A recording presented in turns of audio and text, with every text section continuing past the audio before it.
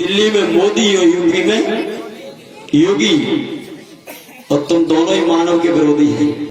तूने कैसी खबर ये पेपर में छपवाई और पढ़ करके इसको मुझे आज नींद नहीं आई। पता है क्या निकाला कि गाय की पेशाब 10 रुपए लीटर खरीदी जाएगी और गाय का गोबर 5 रुपए किलो सरकार खरीदेगी। इसको बेवकूफ को पता नहीं है, ये तेरी जो माता है, ये गाय माता, ये पूरी रात खेतों में घूम रही है, ये गरीबों।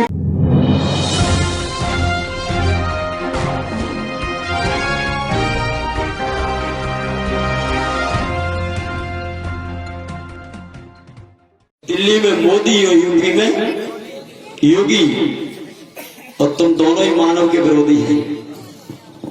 इसलिए हमें क्या चाहिए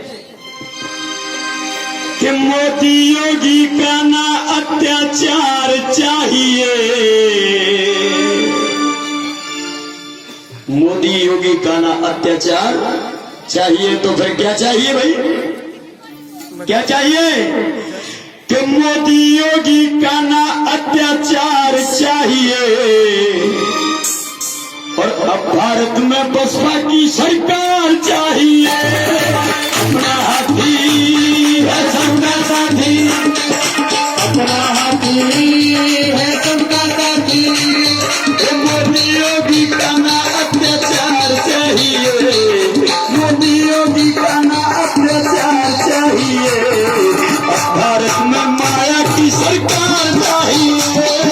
अपना हाथी है सबका साथी, अपना हाथी है सबका साथी।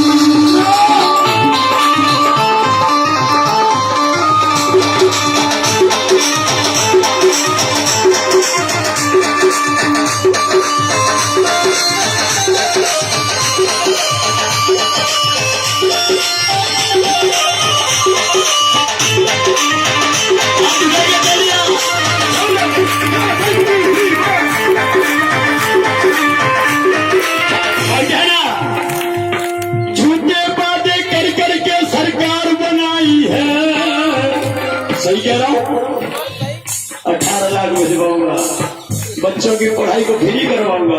अरे बेईमान मोदी, ये बात कहते समय तू शर्म के मारे चुल्लू भर पानी में डूब क्यों नहीं मर गया? और अभी भी नहीं मर रहा है, तो यहाँ जा संगमा के पास में नहर चल रही, जाओ डूब क्यों? सही कह रहा हूँ। झूठे बातें कर करके सरकार बनाई है, और कपट नीति और कूटनीति समझ में आई है। मोदी विरोधी,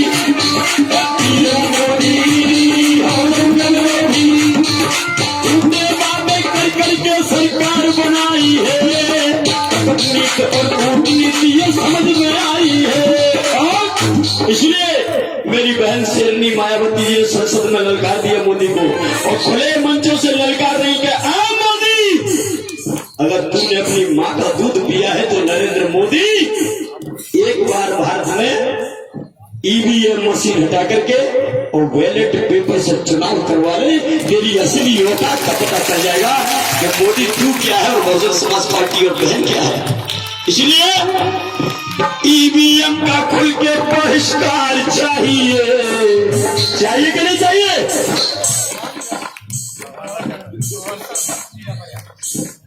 सम्मानी बहन मीरा परिहार तो है सरपंच, फिर से 500 रुपए का सहयोग जोरदार ताली बजाइए। ये क्यों दे रहे हैं कि हमें ईवीएम मशीन नहीं चाहिए। और राम रतन गोराघाट ये भी 100 रुपए का सहयोग कर रहे हैं। इसीलिए कहना चाहता हूँ कि ईवीएम का खुल के बहिष्कार चाहिए, और अब भारत में बसपा की सरकार चाहिए।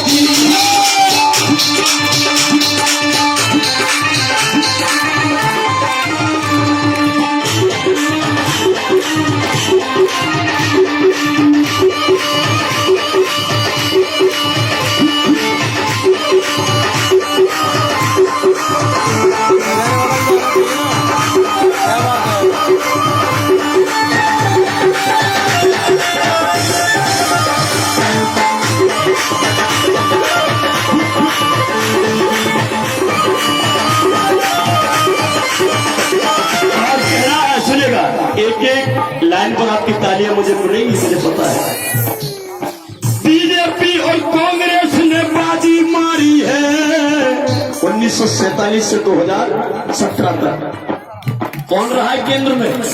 कौन रहा है केंद्र में? ये बेईमानी तो रहे। अगर ईमानदार होते तो अब तक गरीब भारत में गरीब नहीं होता। अब तक ये गरीबी भारत से कभी की मिट गई होती। इसलिए मैं इन दोनों पार्टियों को कह देना चाहता हूँ कि बीजेपी और कांग्रेस ने बाजी मारी है और आप बीजेपी कांग्रेस वालों सुनो, कान खोल के सुन लो, अब बसपा की बारी है।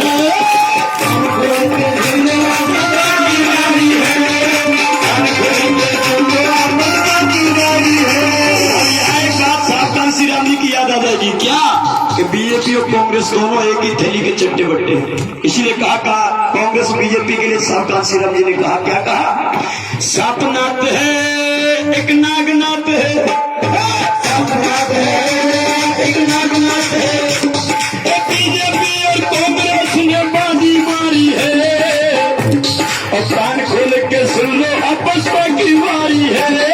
कान खोल के सुन लो, अब बसपा की बारी है। कान खोल के सुन लो, अब बसपा की बारी है। इसलिए कह देना चाहता हूँ कि अब भारत में क्या इनका जहर सापनाथ और नागनाथ ये जहरीले तो ही दोनों, इसलिए इनका जहर मिटाने को हथियार चाहिए। कौन सा हथियार है हमारे पास? बस ना तोप तमंचा ना भाला बंदूक ना ही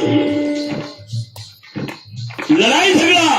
फिर कौन सा हथियार है? बाबा साहब ने ऐसा हथियार दे दिया कि उस हथियार को जब तुम चलाओगे तो तुम्हें चलाते समय कोई दूसरा आदमी देख नहीं पाएगा। ना तुम्हारी पत्नी, ना बेटा, ना बाप, ना पड़ोसी, ना रिश्तेदार, ना नादर, ना कोई दुश्मन, ना दोस्त। अरे वहां तो तू अकेला होगा और जी चाहे चैन से चला दो, लेकिन फिर भी पक्का वोट तो कही दे। अरे नालायक बेबू, इस 60 बरिया के पौआ में बिछड़ के 5 साल की आजादी तो अपने बच्चों की इन नालायकों की झोली में डाल देता है। शर्म करना चाहिए तुझे। इसीलिए कहा क्या इनका जहर मिटाने को हथियार चाहिए, इनका जहर मिटाने को हथियार चाहिए और अब भारत में बसपा की सरकार चाहिए। ये सबका साथी है, अपना हाथी है, सबका साथी।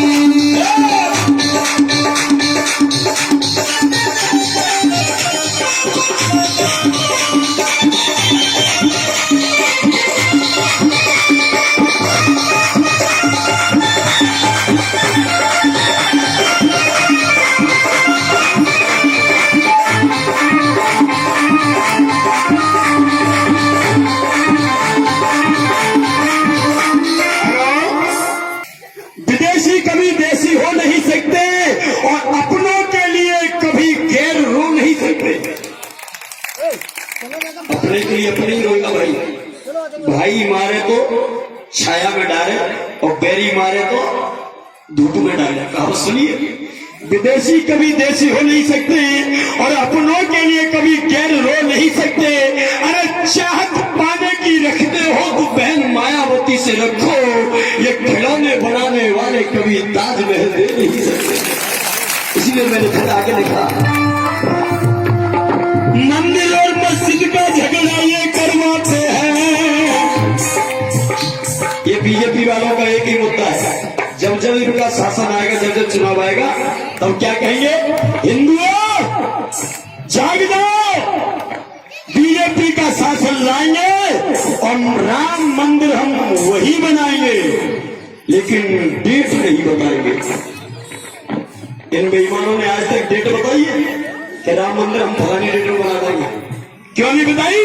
क्योंकि ये बीजेपी वाले समाज के हिंदुओं को बेवकूफ बना करके वोट लेना चाहते हैं। हिंदू तुम भी समझ जाओ, तुम्हारे राम के नाम पर ये तुम्हें भी लूट रहे हैं। इसलिए कह देना चाहता हूं, मंदिर और मस्जिद का झगड़ा ये करवाते हैं, हिंदू मुस्लिम को आपस में ये लड़वाते हैं। ऐसा कहते हिंदू मुस्लिम क्यों अलग रहते, मंदिर और मस्जिद का झगड़ा ये करवाते हैं, हिंदू मुस्लिम को आपस में ये लड़वाते हैं। इसलिए नालायकों बेईमानों सुन लो, कि दोगलेपन का अपना व्यवहार चाहिए। तो मुसलमान तू भी ठीक और हिंदू तू भी ठीक। और मोहन भागवत क्या कहता है? मोहन भागवत ये कहता है कि पहले मुसलमानों को देश से निकालो, उसके बाद SC ST को निकालो, और ये OBC तो बेवकूफ है तो अपने आप निकल जाएगा। ये कौन कहता है? ये मोहन भागवत कह रहा है। और आज के पेपर में, मथुरा के पेपर में आज क्या निकला है पता हो? आज के पेपर में, मथुरा के पेपर में निकला है, हमारे अतर सिंह जौहरी जी ने मुझे खोज के बताया कि चौधरी जी ये देखो क्या निकाला है आज के पेपर में से बेवकूफ, मैं तो इसको बेवकूफ भी कहूंगा। किसको? नरेंद्र मोदी को। क्या आज नरेंद्र मोदी तुझे शर्म नहीं आई? तो बेवकूफ को पता नहीं है ये तेरी जो माता है, ये गाय माता, ये पूरी रात खेतों में घूम रही है, ये गरीबों की फसल उजाड़ रही है। अरे पहले जो फसल उजाड़ना रोक दे, तब इनका वो मूत्र और गोबर बिछवाने की कोशिश करना, जिससे सारा भारत देश बन रहा है। अरे सबसे ज्यादा दूध तो हमारी भैंसें देती है। सही कह रहा हूं? सबसे ज्यादा दूध तो हमारी भैंसें देती है, जिसका दूध पी पर के लिए हमारा भारत बलशाली हो रहा है, जो अपना जीविका का साधन बना रहा है। घर में अगर 5 व्यक्ति को परिवार तो एक भैंस से अपना गुजारा कर रहे हैं। अगर बिछवाना है तो भैंस के गोबर को 5 रुपए किलो और भैंस के मूत्र को 10 रुपए लीटर तो खरीदवा ले। मैं तो ये असली मोदी समझ लूंगा, ये गाय कोई सिस्टम में नहीं आती। और फिर ठीक है, अगर गाय तेरी माता है और माता के मूत्र को 10 रुपए लीटर तू बिकवा रहा है, तो अपने बाप का भी अपमान मत कर। सार तेरा बाप है, उसके मूत्र को भी 5 रुपए लीटर में बिकवा देता तो उसको अच्छा समझूंगा। अरे माता के मूत्र को 10 रुपए लीटर में बिचवा रहा है, तो बाप का अपमान क्यों कर रहा भाई, जिससे हम तुम पैदा हुए? तो नरेंद्र मोदी जी समझ लो, क्योंकि तुम अब बुद्ध के बच्चों से पाला पड़ गया है। अब अम्बेडकर की खोपड़ी तुम्हारे सामने टिकी हुई है, और ये कोई बेवकूफ खोपड़ी तुम्हारे सामने नहीं है जो तुम चाहे जैसे बनवा दोगे। इसीलिए कहा कि दोगलेपन का हमको व्यवहार चाहिए, दोगलेपन का हमको व्यवहार चाहिए। और भारत में बसपा की सरकार चाहिए। अपना हाथी है सबका साथी, अपना हाथी है सबका साथी, अपना हाथी है सबका साथी, अपना हाथी है सबका साथी। योगी का नायक प्रचार चाहिए,